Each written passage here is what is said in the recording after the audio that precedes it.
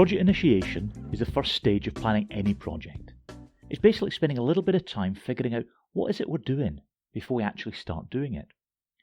This might just be sitting down with a cup of coffee and spending 5 minutes thinking about my plan for the day. It could be a day spent planning my work for the next few months. Or it could be several months of intense planning for the next 3 years. You have to do what's appropriate for your own situation. And the reason for this is that many of us will have been involved in bits of work where people have said something like, "I need you to do this thing and finish it by the end of the month." And we agree. Then halfway through we realise that we're not going to finish on time. And if we do hit our deadline, it will mean we've had to work 12-hour days. And actually, what we set out to achieve wasn't very clear to begin with anyway. I'll be surprised if most of us don't recognise this type of scenario. Initiation, or a little bit of planning, helps to avoid these situations. It's figuring out what we're trying to do before we go ahead and do it, turning an idea into something more tangible and realistic. And if you can't do this for a whole project, and it's almost impossible to do it in any detail for an entire research project, you do it for a smaller subphase.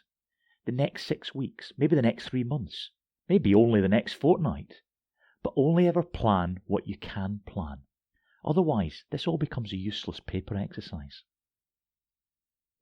During initiation, the aim is to identify the 3 key elements of any project: scope, cost, and time. The scope of the project is essentially what we're going to do, what we're going to deliver, what we're trying to achieve.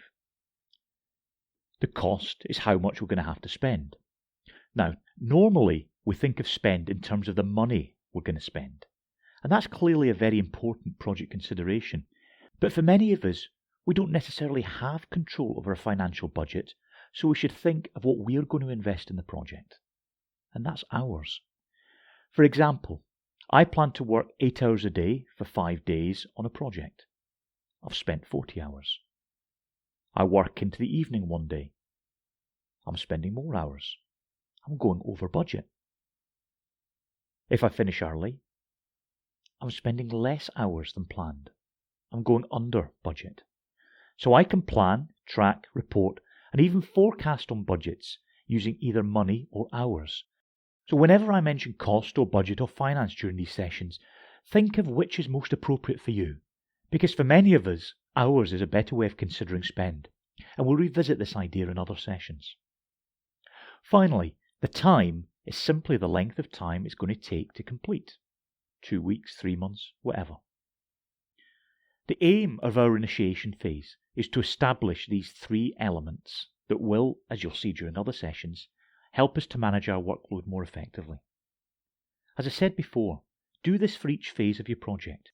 You might have a high-level overview of your work, but make sure you initiate each chunk as you get to it, learning from your experiences as you go along.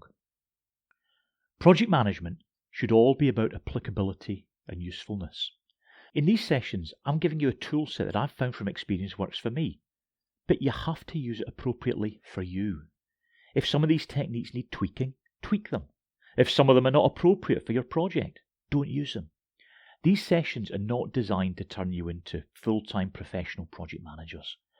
They're meant to give you some relatively simple, easy-to-apply tools and techniques that will help you to manage your work a wee bit more efficiently, to free up time to spend on the interesting stuff, which for most of us right now is the work, the research, not really the project management.